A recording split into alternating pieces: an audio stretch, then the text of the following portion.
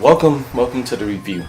So, Mighty Gunvolt Burst is a retro throwback that came out for the Switch. I think so far I haven't checked the other platforms, and it's a retro style shooter close to Mega Man, which they're trying to do. You use the same enemies from Mighty Number 9 in this one. I don't know about the other character too much. I know about Beck because I played Mighty Number 9, but this game so far, I would say that it's really fun.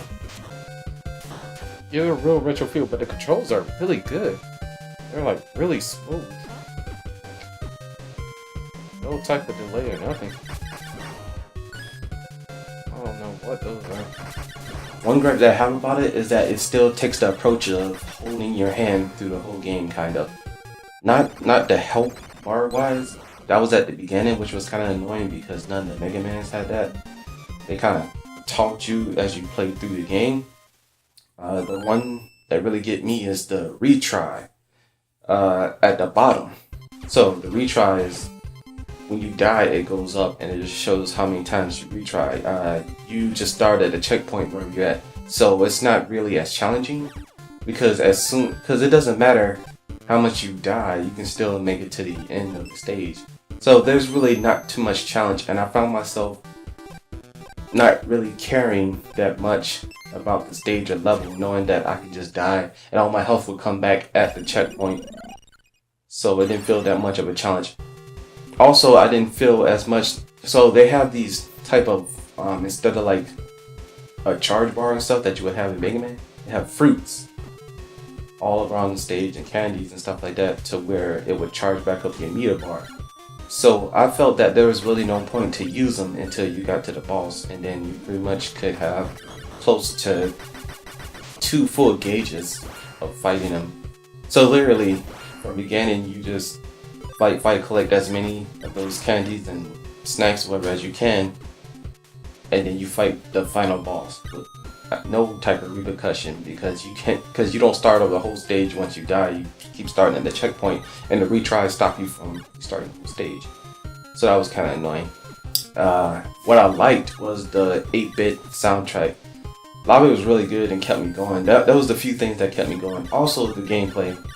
If they didn't have the retry thing, it would have been a lot more challenging because there was certain parts where I died a good bit trying to understand, because the difficulty is kind of a throwback to the original Mega Man. So I like that part, but still, they really lowered the ceiling with that retry bar. So you would probably beat this game pretty fast because of the retry thing. I just wish they would really got rid of it. Story-wise, it's just a basic. There's 2 sides of the story, which is kind of similar. It's not really different at all.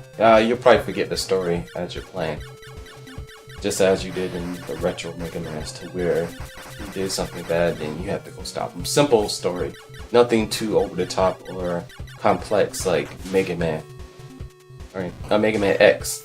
I mean, not Mega Man. So about the power-ups, in this one, you can customize the power-ups and all that, which is pretty interesting concept. You have a lot more customization than you do in other Mega Mans, which I like. So you have this CP points that you can collect. Every time you beat a stage, they tell you which one you can switch. You can switch, either choose to get the element, more CP points, or a sticker. So I guess you gotta play through the stage to get all the stickers, which I don't know what the stickers does.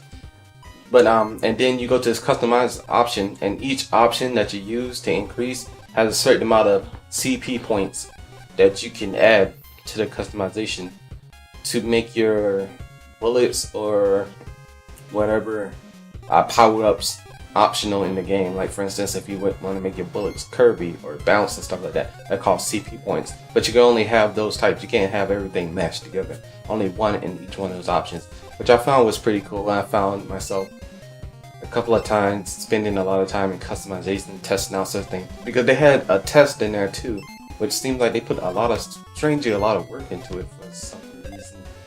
I don't quite understand that, but yeah, they did. Also, some of the power-ups are pretty good. Like, for instance, help you find out hidden secrets, which I still kind of find that's kind of holding your hand, because it wasn't like that in the other Mega Mans to where you could do that. Um, Otherwise, this is a good retro game, and I would give it a 4 out of 5 because of the price, really. Like, even though it holds your hand, you know what, scratch that. I'll give it a 3. Why? Because of the $10 and the retry mechanic. I don't like the retry mechanic at all. It doesn't really give you a challenge or challenge you in a sense. It kind of disrespects you into thinking that you're not that good at the game, or you won't be regardless. Also, the $10 I think is a little too high. $5 would have made sense of the speed I went through it. The retry really killed the game, kind of, I think. So it would have been a higher score if it was at $5 mark. But since it's at a $10 mark, I'll give it a 3. A 3 is the best I can do for this game, just because of the gameplay alone is good.